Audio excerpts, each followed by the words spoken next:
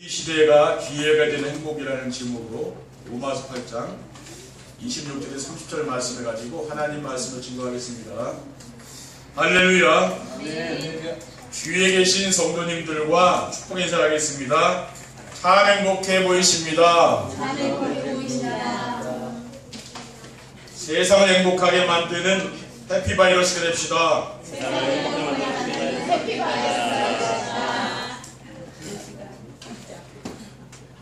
우리가 세상을 사는 동안 힘들고 어려운 일들이 많이 일어납니다. 개인적인 어려움도 있고 가정과 가문에 어려운 일도 있으며 한 지역이나 한 나라의 어려움도 있을 수가 있습니다. 개인적인 어려움은 자신이 실수를 했거나 부주의에서 오는 경우가 많지만은 한 지역이나 한 나라의 어려움은 개인의 의지와는 상관없는 경우가 많이 있습니다. 지금 우리나라가 외교 문제와 경제 문제로 큰 어려움을 겪고 있습니다. 그래서 많은 사람들이 위기시대라고 합니다. 이러한 위기를 어떻게 극복하면 되겠습니까? 저는 오늘 본문 말씀 가운데 하나님을 사랑하는 자 곧 그의 뜻대로 부르심을 받은 자들에게는 모든 것이 합리화의 선을 이룬다는 이 말씀을 붙잡게 되었습니다. 그랬더니 지금은 위기가 아니고 기회라는 생각이 들어서 마음이 평안해지고 행복해지는 것을 체험하게 되었습니다. 그래서 위기시대가 기회가 된 행복이라는 제목으로 말씀을 전하게 됐습니다. 오늘도 우리 성도님들이 위기시대에 큰 기회를 얻는 축복의 시간이 되기를 주님의 이름으로 축원드립니다. 첫 번째, 위기시대가 기회가 된 행복이란 무엇입니까? 하나님의 응답은 언제나 위기시대 때 왔기 때문입니다. 어떻게 하면은 우리는 이러한 위기시대를 기회로 만들 수가 있겠습니까? 응답 중에 최고의 응답이 무엇인가 하면은 하나님이 함께 하심을 믿고 사는 것입니다. 이사야 7장 14절에 보라 처녀가 이렇게 아들을 낳으리니 그의 이름을 임마누엘이라 라고 했습니다. 임마누엘은 하나님이 우리 함께 하는 것이죠. 그리고 행복 중에 최고의 행복도 하나님이 함께 하심을 느낄 때죠. 여러분이 언제 행복합니까? 저는 하나님이 나와 함께 하신다는 것을 느낄 때 그때가 제일 행복하더라고요. 그리고 하나님의 말씀을 보면은 하나님은 언제든지 위기 때 나타나셨다 그 말이에요. 평상시에는 가만히 계시다가 위기가 되면 하나님이 나타나신다고 말이에요. 대부분의 사람들은 위기를 만나는 것을 두려워하고 싫어하지만은 하나님의 모든 축복은 위기를 통해서 기회가 찾아온다는 것을 여러분들이 믿으시기 바랍니다. 그리고 위기시대는 하나님의 살아계신 하나님의 능력을 체험할 기회이기 때문입니다. 하나님의 말씀을 보면은 위기시대에 하나님의 능력을 체험한 사람들이 성경에 기록되어 있습니다. 모세와 이스라엘 민족들이 홍해 앞에서 하나님의 능력을 체험했어요. 홍해 앞에 뒤에는 애국 군대가 따라오고 앞에는 홍해가 그 바다가 가로막혀 있으니까 얼마나 이 사람들이 두려웠겠으면 그렇죠. 다 죽을 수도 있는 상황 아닙니까? 그런데 그때 하나님이 나타나신 거죠. 출애굽기 14장 13절에 보면은 모세가 백성에게 이르되 너희는 두려워하지 말라. 가만히 서서 여호와께서 오늘 너희를 위하여 행하시는 구원을 보라. 너희가 오늘 본 애굽 사람을 영원히 보지 다시 보지 아니하리라고 했습니다. 그러니까 모세가 손을 들어서 홍해를 향하여 들었는데 홍해가 가나지 않았습니까? 그리고 이스라엘 백성들은 홍해 바다를 마른 땅까지 건너갔다니까요. 그리고 뒤에 따라오는 애국 군대들은 다 물속에 수장되었어요. 왜냐? 위기 때 하나님이 나타났다는 말이죠. 여러분이 위기인 것 같지만 그 위기가 아니라는 말이죠. 하나님이 나와 함께하는 그 임마누엘 축복을 누릴 수 있는 그 기회가 된 거죠. 그리고 여러분이 강단을 통해서 이 떨어지는 말씀 있죠? 이 말씀을 굳게 언약으로 붙잡고 여러분이 기도하시면은 그 말씀이 성취될 수 있는 기회가 왔다는 말이에요. 그리고 다윗은 여호와 하나님을 모욕하는 골리앗 앞에서 하나님의 능력을 체험했습니다. 사무엘상 17장 45절에 보면은 다윗이 블레셋 사람에게 이르되 너는 칼과 창과 단창으로 내게 나오거니와 나는 만군의 여호와 이름 곧 내가 모욕하는 이스라엘 군대에 하나님의 이름으로 내게 나아가노라 라고 했습니다. 지금 골리앗 장군과 다윗이 지금 싸우게 됐지 않았습니까? 그런데 지금 다윗은 손에 물맷돌하고 목자가 양을 치는 제구죠. 그래서 짐승들을 양을 해하려고 할 때 그 돌로다가 때려서 잡는 거 아닙니까? 근데 골리앗은 지금 칼을 들고 지금 창을 들고 왔는데 그 장군 앞에서 다윗이 담대하게 지금 믿음의 고백을 한 것입니다. 근데 결국은 누가 이겼습니까? 하나님의 능력을 믿는 이 다윗이 승리했잖아요. 칼도 없는데 이겼습니다. 그것은 뭡니까? 하나님이 다윗과 함께 했다는 말이죠. 그리고 사드락 메삭 아벳느고는 풀무불 속에 들어가 하나님의 능력을 체험했습니다. 포로 시대에 사드락 메삭 아벳느고는 바벨론에서 고급 관리가 되었어요. 근데 느부갓네살 왕이 하루는 갑자기 우상을 만들 생각을 해가지고 금신상을 만들었습니다. 느보신상을 섬기지 않았습니까? 바벨론이요. 만들어서 이 우상에게 절하지 않는 사람은 모두 풀무불, 이 풀무불은 오늘날 말하면 용광로 같은 거죠. 풀무불 속에 집어넣는다 그랬어요. 그리고 법으로 통과시켰습니다. 근데 사드락 메삭 아벳느고가 하나님을 믿고 우상을 섬기지 않는 사람들 아닙니까? 그러니까 이 법에 걸려 들어간 거죠. 그래서 사드락 메삭 아벳느고가 왕 앞에 불려왔어요. 그래서 왕이 한 번만 절해라. 그러면 죽지 않는다 그랬습니다. 근데 우리는 절대로 절할 수 없습니다. 우상에게 절할 수 없습니다. 그리고 우리가 이 풀무불 속에 들어가도 하나님이 우리를 살려줄 것입니다 그랬어요. 그리고 다니엘 3장 18절에 보면 그렇게 하지 아니하실지라도 왕이여 우리가 왕의 신들을 섬기지도 아니하고 왕에 세우신 금신상에게 절하지도 아니할 줄을 앞서서라고 있어요. 그러니까 나는 죽어도 좋다고 말입니까? 하나님이 살려주시면 좋고 죽어도 상관없다 그랬어요. 그런데 하나님이 어떻게 했습니까? 사드락 메삭 아벳느고를 풀무불 가운데서 살려주셨잖아요. 그렇죠? 그 위기의 죽음의 위기의 순간에 하나님이 사드락 메삭 아벳느고와 함께 한 것이죠. 그러니까 하나님의 능력을 체험한 된 거예요. 그러니까 우리가 인생에 정말 위기가 왔다고 뭡니까? 하나님의 능력을 체험할 수 있는 절호의 기회가 온 것을 믿으시기 바랍니다. 그리고 위기 시대에는 참된 믿음과 거짓 믿음이 선명하게 구별되는 기회이기 때문입니다. 참된 믿음을 가진 성도는 어떻습니까? 죽음을 두려워하지 않는 것이지요. 히브리서 2장 14절 15절에 보면은 자녀들은 혈과 육에 속하였음에 그도 또한 같은 모양으로 혈과 육을 함께 지니심은 죽음을 통하여 죽음의 세력을 잡은 자 곧 마귀를 멸하시며 또 죽기를 무서워함으로 한평생 매여 종류를 타는 모든 자들을 놓아주려 함이라고 했습니다. 그러니까 지금 죽음의 세력을 잡은 자가 사탄 아닙니까? 마귀에게 매여 종류를 타는 게 불신자 아니에요. 그런데 이 불신자들은 늘 죽음에 대한 공포와 두려움이 있는 거죠. 왜냐? 사탄에게 잡혔기 때문에 그렇다고 말해요. 우리는 죽음을 두려워하지 않잖아요, 믿는 사람은. 근데 믿지 않는 사람은 늘 죽음에 대한 공포가 있다고 말해요. 근데 여기에서 우리를 해방하시려고 그리스도께서 오신 거 아닙니까? 그렇죠. 그러니까 그리스도를 믿는 사람은 죽음을 두려워하지 않는다는 게 있는 거죠.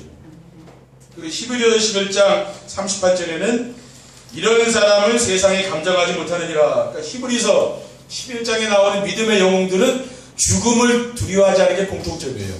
모든 사람이 죽음을 환영하고 죽어도 좋다고 생각했다 그 말이에요. 그리고 참된 믿음은 무엇입니까? 어떤 상황에도 불신앙의 말을 하지 않는다는 거죠. 성경에 보면은 모세가 12명의 정탐꾼을 가나안 땅에 보냈잖아요. 그런데 10명의 정탐꾼은 가나안 땅을 탐지하고 돌아와서 이 땅은 우리에게 절대 못 간다 그랬습니다. 거긴 거인들이 살고 우리는 가면 반드시 죽는다. 우리는 메뚜기와 같다 그랬어요. 그런데 여호수아와 갈렙 두 사람만 믿음의 고백을 한 거죠.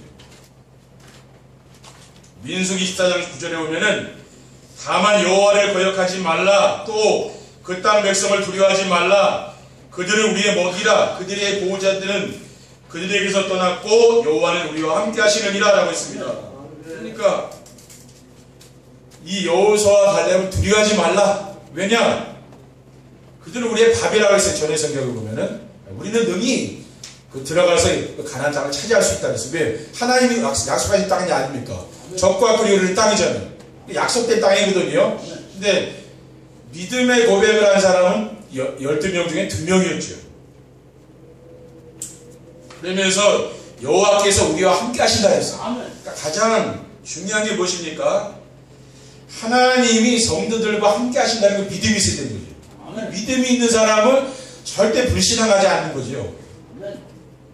그리고 참된 믿음은 현실에 흔들리지 않고 변하지 않는 말씀을 붙잡습니다. 근데 대부분 성도들은 뭡니까? 현실에 흔들리잖아요. 그렇죠? 어려운 문제마다 흔들리고 불신자들은 뭡니까? 그 현실 국가의 어려움이 오면 막 거기에 막 휩쓸려 가지고 지금 많은 사람들 얼마나 지금 대모하고 그럽니까? 그렇죠? 근데 왜 그래요? 거기에 휩쓸려 들어가는 거예요. 근데 믿음의 사람들은 흔들리지 않는 거죠. 세상이 어떻게 돌아가는지 상관없는 거예요. 왜 그렇습니까? 변하지 않는 하나님의 말씀을 붙잡고 살기 때문에 그게 다른 거예요. 우리의 인생의 생사복을 주관하시는 하나님을 믿는 겁니다. 그리고 하늘과 땅의 모든 것을 가진 그리스도께서 세상 끝날까지 항상 함께 하시겠다는 말씀을 내가 굳게 믿는 거죠. 그러니까 흔들리지 않는 거예요. 사람들은 막 이래저래 막 흔들리잖아요. 뉴스만 봐도 얼마나 지금 지금 상황이 어려운 상황입니까? 그렇죠? 흔들림 안 하잖아요. 근데 우리는 뭐예요? 전혀 요동하지 않는 거죠. 마태복음 28장 18절에 보면은 하늘과 땅의 모든 것을 가지신 그리스도께서 우리와 함께하기 때문이죠. 세상 끝날까지 너희와 항상 함께하겠다 하지 않습니까? 여러분이 이 말씀을 묵상하시고 이 말씀을 여러분이 암송하시면 어떻게 됩니까? 전혀 요동하지 않는 거죠. 세상이 어떻게 돌아가든지 하나님은 아무 상관없이 우리 성도들을 축복하시고 인도하시는 걸 여러분 믿으시기 바랍니다. 아멘. 두 번째, 위기 시대가 기회가 되는 행복한 삶을 살려면 어떻게 하면 됩니까? 우리가 위기 시대를 하나님이 주신 이 기회로 만들어야 될 거 아닙니까? 그러면은 우리 인생 행복해지는 거죠. 그래서 하나님이 주신 올바른 언약을 붙잡고 있어야 됩니다. 아멘. 하나님이 우리에게 주신 언약이 무엇입니까? 그리스도죠. 아멘. 그리스도는 인생의 모든 문제에 완전한 해답입니다. 아멘. 어떠한 문제가 있든지 그리스도가 답이라고 합니다. 여러분이 그리스도로 완전히 답을 내시길 바랍니다. 그럼 흔들릴 이유가 없잖아요. 이 세상의 모든 문제는 하나님을 떠나서 살 수 없는 인간이 하나님을 떠나면서 시작되었습니다. 아담과 하와가 하나님의 말씀을 불순종하고 사탄의 유혹에 빠져서 죄를 짓게 되지 않았습니까? 인간의 모든 문제는 창세기 3장에서 온 거죠. 요한복음 8장 44절에는 너희는 너희 아비 마귀에게서 났으니 너희 아비의 욕심대로 너희도 행하고자 하느니라. 그러니까 불신자는 아무리 훌륭한 사람이라도 신분이 마귀 자녀죠. 우리는 어떻습니까? 요한일서 3장 8절에 죄를 짓는 자는 마귀에게 속하나니 마귀는 처음부터 범죄함이라 하나님의 아들이 나타나신 것은 마귀를 멸하심이라 라고 있습니다. 우리는 마귀의 권세에서 완전히 빠져나온 거 아닙니까? 그렇죠? 그리스도를 믿음으로 완전히 빠져나온 거죠. 그러므로 인간은 하나님을 만나야 행복한 겁니다. 근데 하나님 만나는 유일한 길이 무엇입니까? 예수 그리스도죠. 예수 그리스도를 믿음으로 인간은 하나님의 자녀가 되는 것입니다. 그게 인생의 문제의 답이라. 그렇죠? 이 답이 있으면은 절대 흔들리지가 않는 거예요. 이 언약입니다. 그러면은 이 언약을 붙잡은 사람과 하나님이 함께 하시면서 그 마음속에 또 가정의 삶의 현장에 무엇이 이루어집니까? 하나님 나라가 이루어지는 거죠. 하나님 나라가 이루어지면 어떻게 됩니까? 어둠 세력 있죠? 이 어둠 세력들이 다 떠나가게 되는 거예요. 마태복음 12장 28절에 그러나 내가 하나님의 성령을 힘입어 귀신을 쫓아내는 것이면 하나님의 나라가 이미 너에게 임하였느니라. 그러니까 여러분 중요한 것이 뭐냐면은 우리가 예배를 드릴 때마다 무엇이 믿어져야 됩니까? 반복되는 것 같지만 이 말씀이 믿어지는 게 중요해요. 제가 처음에 예수 믿을 때는 말씀을 성경을 많이 읽었거든요. 근데 안 믿어지는 거예요. 말씀이 믿어져야 되죠. 근데 그게 안 믿어지더라고요, 제가요. 그럼 왜 그랬습니까? 믿음이 없으니까 그럴 거 아니에요. 처음 믿으니까. 성경을 많이 봤다니까 알아도. 우리가 믿음 생활을 오래 하고 신앙의 연륜이 깊어지면 뭐가 돼야 됩니까? 하나님의 말씀이 믿어져야 된다는 거예요. 이 말씀 모르는 말씀이 아직은 늘 반복되는 것인데 다 아는 거 아니야 한번 들으면. 근데 왜 이걸 계속 이야기하는 이유가 뭡니까? 믿음으로 말씀이 내 마음속에 이렇게 새겨져야 되는 거죠. 그럼 거기서 역사가 일어나는 거라니까요. 그리고 오직 성령 충만 받으면은 권능을 받고 증인의 삶을 살게 되는 것입니다. 사도행전 1장 8절이죠. 오직 성령 충만 받으면은 권능을 받고 예루살렘 온 유대 사마리아 땅까지 이르러 내 증인 되리라. 아멘. 이 말씀은 지금도 믿는 자를 통해서 계속 성취되고 있거든요. 우리는 말씀의 능력을 믿는 게 중요해요. 아멘. 여러분이 말씀만 믿어도 하나님이 여러분 삶의 현장에 역사하는 게 보인다는 거예요. 나는 예배 드리고 내가 중심에만 드렸는데도 하나님이 내 현장에 가니까 하나님이 그 일을 다 하는 게 보이는 거예요. 예배 드리고 딱 가보니까 일을 다 끝내는 거예요. 왜 그렇습니까? 내가 이 말씀을 믿으니까 하나님이 역사하시는 거예요. 그게 중요합니다. 그렇죠? 아멘. 우리가 일도 열심히 하는 것도 중요하지만은 우리가 이 말씀 붙잡고 하나님 능력을 믿고 살면은 하나님이 다른 사람을 통해서 다 해버리는 거예요. 분명히 내가 해야 될 일인데 하나님이 다 해버린 거예요. 그러니까 믿음이 생기는 거죠. 아, 하나님이 하시는구나. 그렇죠? 그러니까 우리가 하나님을 믿게 되는 거예요. 그리고 어떤 상황에도 흔들리지 말고 하나님의 절대 주권을 믿어야 합니다. 지금도 인간의 생사복을 하나님이 주관하고 계시는 것을 믿으시기 바랍니다. 사무엘상 2장 6절 7절에는 여호와는 죽이기도 하시고 살리기도 하시며 소를 내리기도 하시고 거기에서 올리기도 하시는도다. 여호와는 가난하게도 하시고 부하게도 하시며 낮추기도 하시고 높이기도 하시는도다. 죽고 사는 건 하나님 손에 있는 거 아니에요. 근데 우리가 사람이 죽었다고 슬퍼하면서 하나님 안 믿으면 되겠습니까? 그렇죠? 그거는 하나님 뜻이 아니잖아요. 그리고 때는 가난할 수도 있고 부할 수도 있는 거 아니에요. 그리고 하나님이 지금 나를 낮춘다. 그럼 하나님 나를 지금 낮추고 겸손하게 하나보다 그거 아니에요. 근데 나를 높이면은 하나님이 나를 지금 높여주시면 그거 감사하면 되는 거 아니에요. 이렇게 우리는 하나님이 주권을 믿는 거죠. 그럼 흔들리지 않는다 그 말이에요. 그리고 전쟁도 무기가 결정하지 않고 하나님이 주관하시는 것입니다. 다윗이 골리앗과의 싸움에서 무엇이라고 고백했습니까? 사무엘상 17장 47절에는 여호와의 구원하심이 칼과 창에 있지 아니함을 이 무리에게 알게 하리라. 전쟁은 여호와께 속한 것인즉 그가 너희를 우리 손에 넘기시리라. 그러니까 전쟁은 이 무기 있는 게 아닙니다. 그렇죠? 다윗은 무기가 없었는데 이겼잖아요. 어디 있다 그랬어요? 하나님께서 간 것이다 그랬어요. 그러니까 우리가 지금 북한이 계속 미사일 날리지 않습니까? 그렇죠? 그러니까 두려워 떨 거 없다는 말이에요. 왜냐? 뭐 미사일 날려야지 대도시 날리지 여기 강화에 조그만 땅에 날리겠습니까? 그렇죠?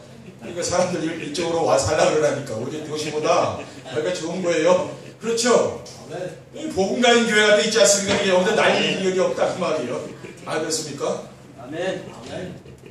그리고 모든 사람을 크게 하심과 강하게 하심도 하나님이 하시는 것입니다. 역대상 29장 12절에는 부와 귀가 주께로 말미암고 또 주는 만물의 주제가 되사 손에 권세와 능력이 있사오니 모든 사람을 크게 하심과 강하게 하심이 주의 손에 있나이다. 아멘. 모든 것이 누구의 손에 있는 겁니까?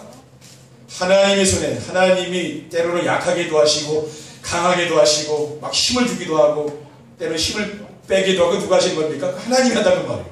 그렇죠? 우리는 그 하나님의 주권을 믿으면 됩니다. 그렇죠? 그러니까 우리나라도 이게 하나님 손에 있는 거 아닙니까? 그렇죠? 하나님 손에 있다고 말이에요. 그리고 그 누구도 막을 수 없고 반드시 성취되는 하나님의 절대 계획 속에 있어야 합니다. 하나님은 지금도 만물을 구원사역 중심으로 다스리고 계신다는 것을 믿어야 됩니다. 요한복음 3장 16절에 하나님이 세상을 처럼 사랑하사 독생자를 주셨으니 이는 그를 믿는 자마다 멸망하지 않고 영생을 얻게 하려 라고 있잖아요. 그러니까 모든 사람이 구원받는 것이 하나님 뜻이죠. 그것 때문에 하나님은 지금도 이 지구를 움직이고 계신 걸 여러분 믿으시기 바랍니다. 마가복음 3장 14절 15절에는 주님께서 제자들을 불러서 뭐라고 했습니까? 이는 자기와 함께 있게 하시고 또 보내사 전도도 하며 귀신을 내쫓는 권능도 가시게 하랍니다. 그러니까 하나님이 함께 하려고 불렀다는 말이에요. 그렇죠? 그리고 전도도 하기 위해서 불렀다 그랬잖아요. 그리고 하나님은 모든 사람이 구원을 받으며 진리를 하는 데 이르기를 원한다고 했습니다. 그러니까 하나님의 소원은 뭡니까? 모든 사람이 구원받고 천국 가는 거죠. 그렇죠? 그리고 천국 복음이 온 세상 모든 민족에게 증거된 후에 끝이 온다고 했어요. 이 천국 복음이 모든 민족에게 증언되기 위해 온 세상에 전파되기니 그제야 끝이 오리라고 했어요. 이처럼 모든 사람과 모든 민족들에게 복음을 증거하는 세계 복음화는 하나님이 계획하신 일입니다. 그리고 하나님이 하시는 일이죠. 그럼 하나님의 절대 계획이 뭡니까? 그게 바로 세계 복음화라는 거예요. 절대 변하지 않는 거예요. 세계 복음. 이러한 귀한 일에 우리가 지금 쓰임받고 있는 거죠. 여러분이 얼마나 중요한 사람입니까? 그렇죠? 세계 복음화에 여러분 지금 그 대열 속에 있는 거 아니에요? 가장 중요한 사람이라는 그 말이죠. 사도행전 28장 31절에 보면은 이렇게 기록되어 있습니다. 하나님의 나라를 전파하며 주 예수 그리스도에 관한 모든 것을 담대하게 거침없이 가르치더라. 사도행전 마지막 부분이죠. 그러니까 사도 바울이 로마의 감옥에 가서 2년 동안 뭐였냐면은 하나님 나라를 전파하고 예수 그리스도에 관한 모든 것을 가르쳐 줬어요. 그러니까 전의 성경에 보면 그 많은 사람이 없어요. 어떤 사람도 사도 바울이 전에 복음을 막을 자가 없는 거예요. 그러니까 이 복음을 막을 자가 없는 걸 믿으시기 바랍니다. 그러니까 하나님은 이 세계 복음화를 중심으로 만물을 움직이고 계신다 그 말이에요. 그래서 이러한 언약의 말씀을 붙잡고 여러분이 흔들리지 않고 기도하시면은 세계 복음화의 언약이 여러분을 통해서 성취될 수 있습니다. 여러분 주위에 또 이런 일들이 일어날 수 있습니다. 세 번째 결론입니다. 위기 시대가 기회가 되는 행복한 삶을 살면 어떻게 하면 되겠습니까? 항상 기뻐하며 살 수 있습니다. 왜냐하면은 위기 시대가 기회로 바뀌게 되니까요. 나는 위기로 알았는데 그 위기가 아니에요 지금 보니까. 그래서 화가 변화 이제 복이 되는 거죠. 그러니까 삶에 여유가 있지 않습니까? 또 내가 집중하게 되고, 그렇죠. 정시변을 통해서 내가 하나님께 집중하다 보니까 여유가 있잖아요. 그러니까 사람을 이해하고 또 뭐 배려하고 용서할 수 있는 힘이 생기는 거죠. 그러니까 하나님이 늘 나와 함께하는 것을 느끼면서 하는 거죠. 그러니까 이것을 여러분들이 뭐냐면 여러분 주위 사람들에게 보여줘야 돼요. 저는 가끔 그런 생각을 해요. 내가 지금 하나님 나와 함께 하는데 내 주변 사람들이 나와 함께 하는 하나님 보일까? 뭐 그런 생각하면, 왜냐? 제가 내 말씀에 집중하고 있잖아요.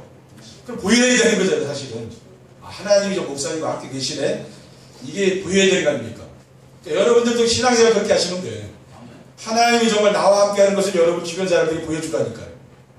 그러면 그게요, 최고로 그게 행복한 인생을 사는 거예요. 그리고 쉬지 않고 기도가 되어집니다.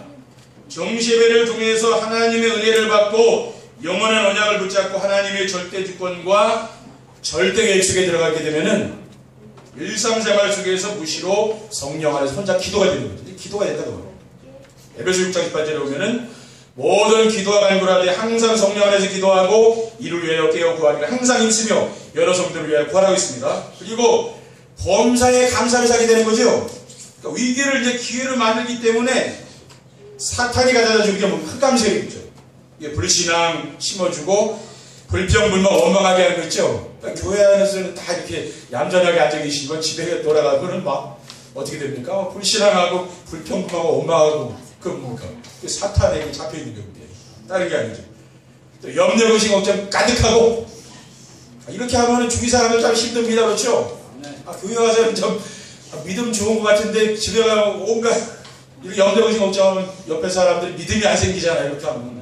여러분 불신자 남편이 믿음 생기겠습니까? 그러니까 믿음을 가지셔야 돼. 그러면은 그 불신자 남편이 보고 안다니까요. 하나님이 우리 집사람과 함께 이구나. 귀하게 생각하죠. 그렇죠? 왜? 불신한 말을 안 하니까 이렇게 바뀌는 거예요. 걱정하지 말라고. 하나님 살아계시니까 걱정하지 말라고 등 두드려줘 봐요. 그럼 얼마나 힘이 되겠습니까? 그렇죠? 그래서 우리는 하나님은 참된 기쁨과 감사와 찬양이 넘치는 삶을 살아야 될 줄 믿습니다. 그래서 데살로니가서 5장 16절 18절에 보면은 항상 기뻐하고 쉬지 말고 기도하고 범사에 감사하라. 이것이 그리스도 예수 안에서 너희를 향하신 하나님 뜻이라고 했습니다. 정말 성도님들이 이번 주간에도 위기 시대가 기회가 되는 행복한 삶을 사시는 모든 성도들이 되시기를 주님의 이름으로 축원드립니다. 기도하겠습니다. 사랑의 하나님 감사합니다. 오늘 우리에게 주신 이 위기가 우리 인생의 기회가 될 수 있도록 도와주시고, 그래서 정말 화가 변화의 복이 되어서 앞으로 하나님의 큰 응답을 체험하고 은혜를 체험하는 시간이 될 수 있도록 인도해 주옵소서. 예수 그리스도의 이름으로 기도드립니다. 아멘.